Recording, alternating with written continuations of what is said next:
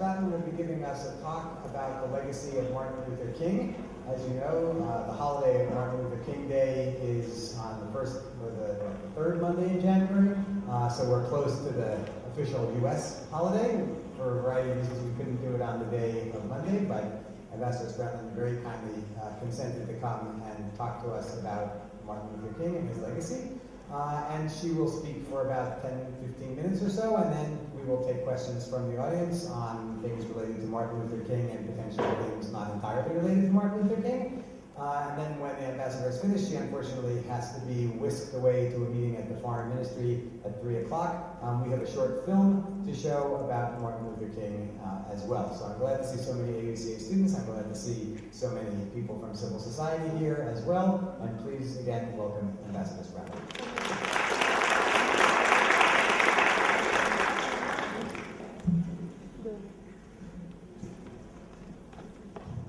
Well, good afternoon. Someone else has got a word. It is a great pleasure to be at the American University of Central Asia so early in 2012, and I do apologize. It's taken me almost 8 months to get here. Pleasure to see all of you on such a cold day, but I have to say I'm really enjoying Bishkek in the wintertime. I think the city is really quite beautiful with the snow. So it's good to be here.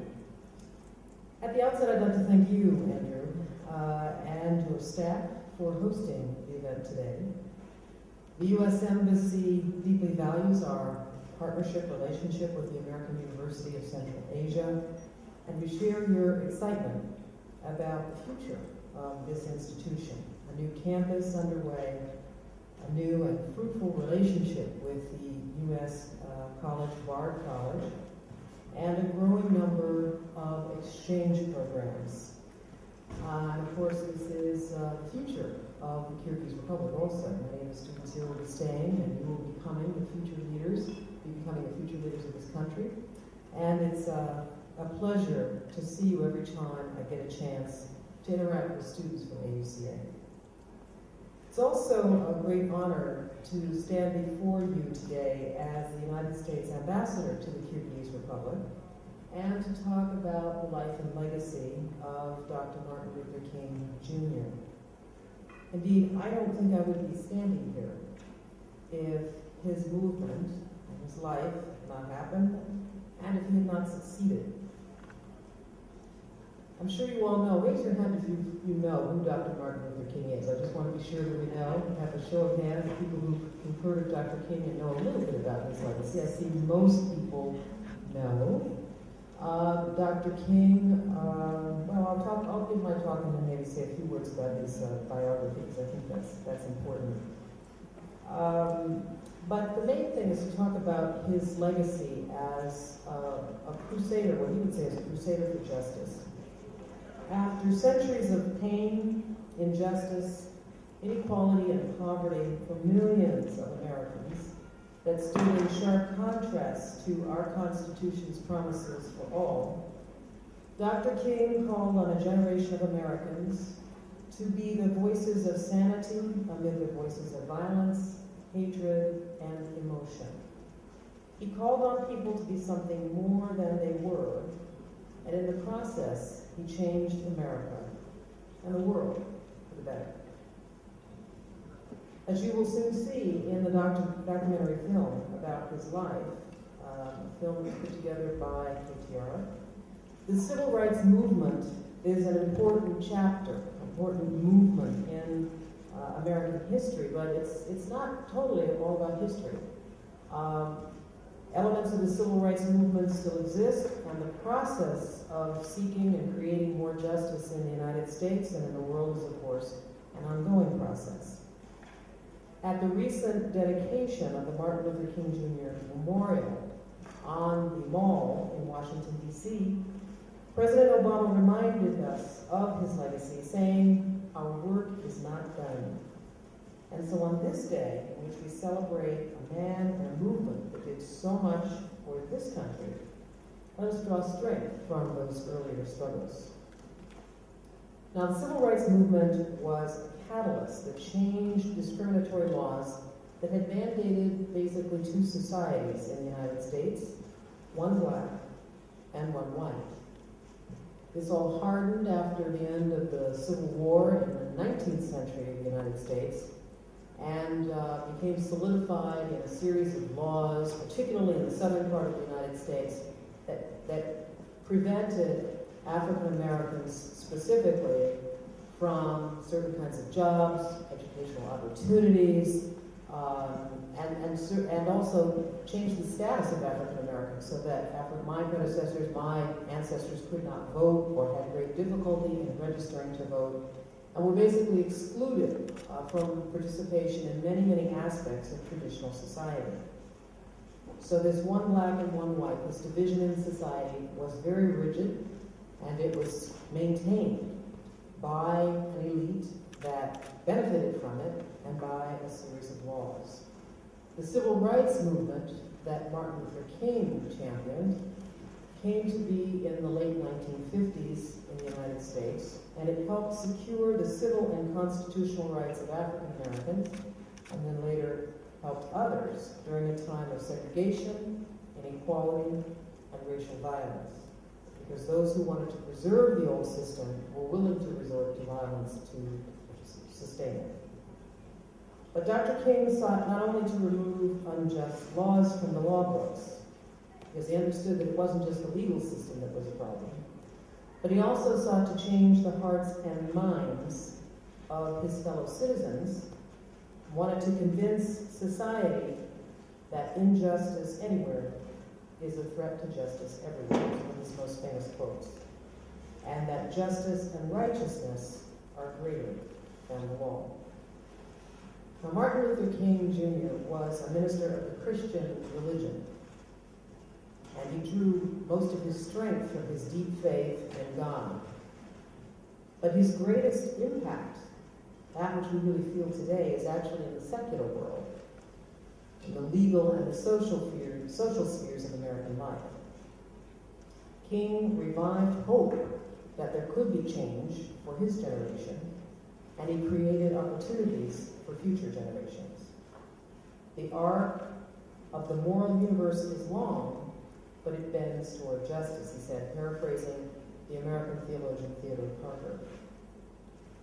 In the decades since Martin Luther King's assassination in Memphis, Tennessee on April 4th, 1968, at the age of 39, the civil rights movement has seen many of its goals fulfilled, although certainly not all. Discriminatory laws were the first to change. 1964 and 1965, very historic acts of Congress that today still exist to try to preserve voting rights and civil rights for African Americans and many others. These laws erased hundreds of years of inequality, and of course the process of change continues. The arc is long, but it bends toward justice. And we can only imagine what Martin Luther King would think of the changes that have occurred since his life ended so tragically. So if he could come down and see what's happened, what would he see? Well, he would see that some of those changes actually touch us here in Bishkek, Kyrgyzstan. As an African American woman and the U.S. ambassador here, I am an envoy of our country's first African American president.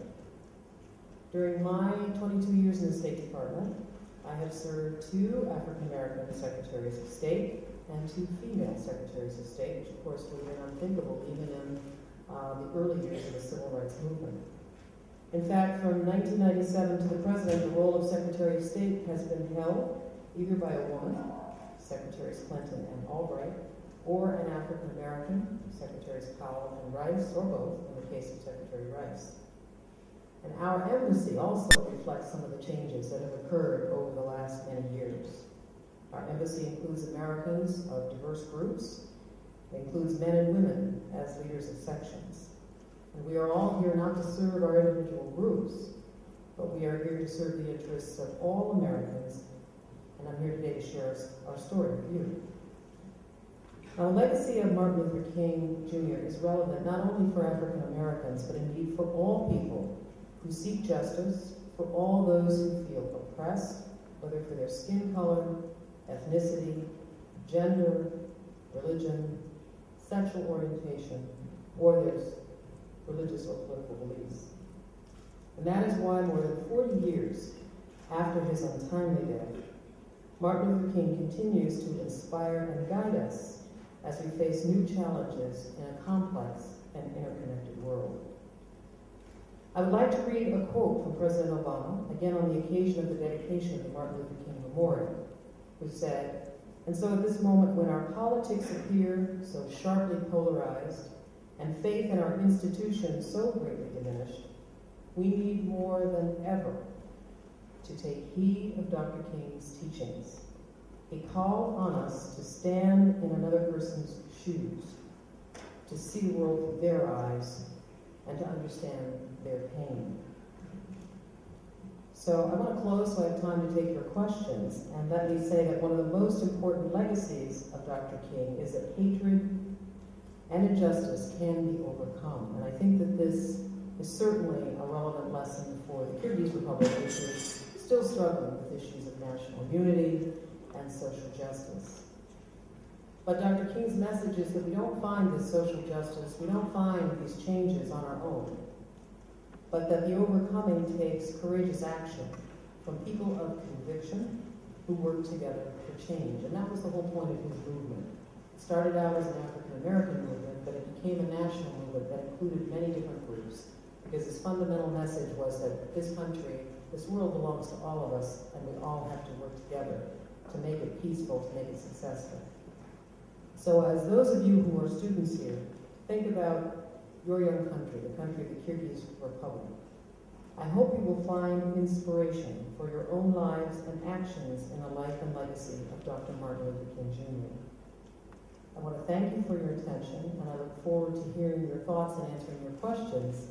And unfortunately, I won't be able to stay and hear your reactions to the film, but I look forward to perhaps talking to groups of you later, and certainly talking to Andrew and some of the other officials in the university about what you think. Martin Luther King's whole life was about what we need to do to try to change our societies for the better. So it's an important opportunity for you. I hope you take some strength and inspiration from what you're about to see, and I look forward to hearing your questions. Thank you for your attention.